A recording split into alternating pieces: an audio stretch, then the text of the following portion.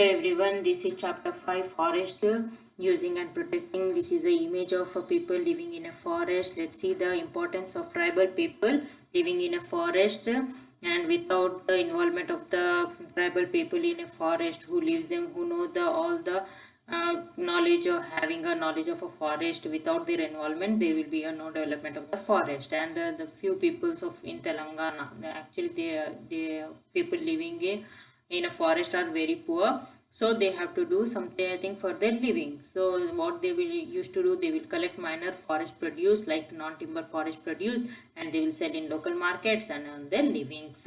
And in Telangana 60% of the forest people are the tribal peoples, and they will also collect some produce of forest like food items, fruits, tubers, and they will also sell like betel leaves, medicine, bamboo, tamarind, etc. And they will, since they follow do podu cultivation, that is shifting cultivation, there was a no fixed record of ownership, because in shifting cultivation they will cultivate a particular land. They will just after harvesting they leave as it is, so that they can the plant regenerate, or it will regenerate its nutrient quantity, and they will shift to the other land. They will again clean the one land, they will do cultivation, then again they will leave that land, and they keep on shifting like that. Nutrient content won't be lost from the soil. So there were no fixed records of ownership, just they will take the permission of the village elders and they will do their work. In this happens before British rule. And they also ensure that there will be a regeneration of animals and trees, and they will treat the whatever work they do, they just as a peasant family and take care of their fields.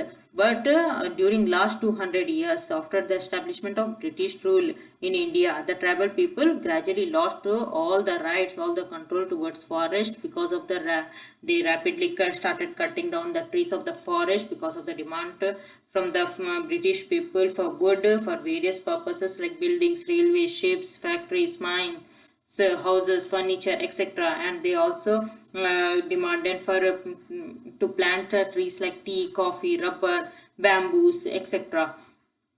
So this was the beginning of the decrease or degradation of the forest. And at that time Nizam was ruling, and he so that he for that after seeing all this, he passed a law in the in a control restriction that are traditional and customary rights of the tribal people.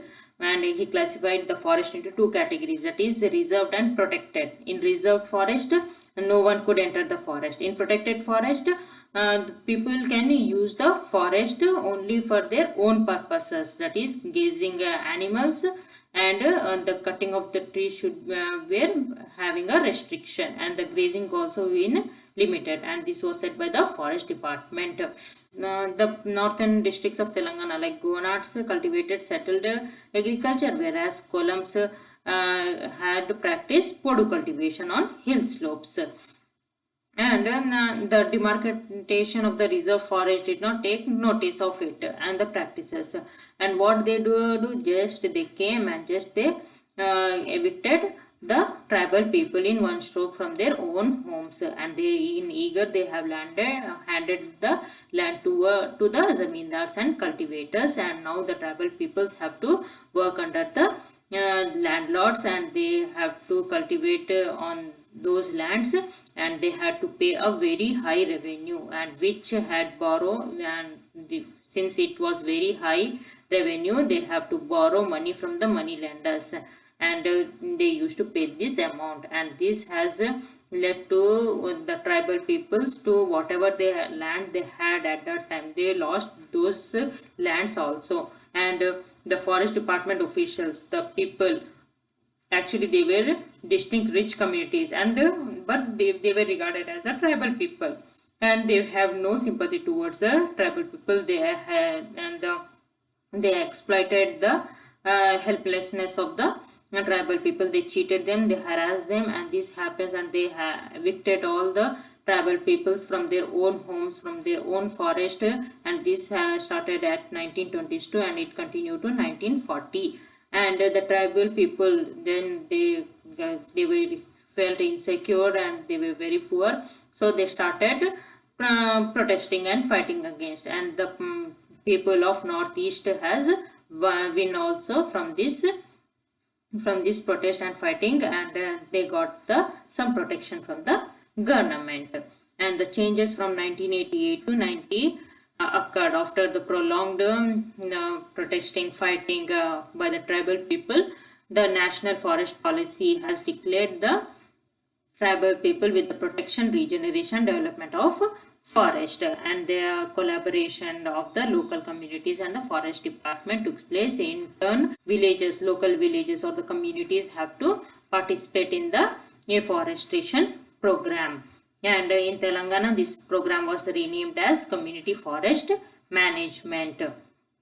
And they also handed over the lands which belongs to the tribal people and who were doing the earlier Kodu lands. They used to cultivate. Now let's see the Forest Rights Act. So these are the people who were allowed to use the forest produce for their own purposes. And the changes in the lives of the tribal people. What happens when British came, and why the act has to come in.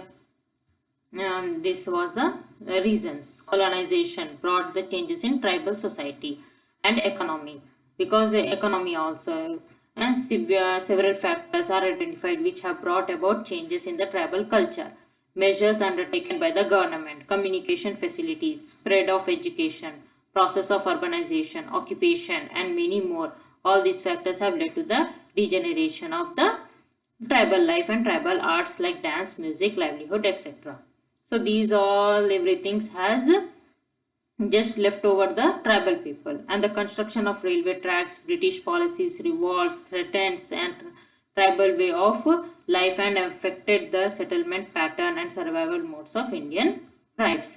And this was the cutting down of the trees for the commercial purposes.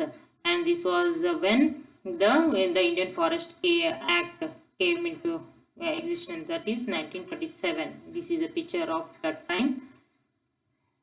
And they are how they actually they are not tribal peoples. And just to show you, I have put this. They were evicted from their own houses, and then tribal. These are the tribal peoples actually, and they started protesting. That is our forest, our livelihood, our rights. Means this is our forest, because they used to treat it is as their home.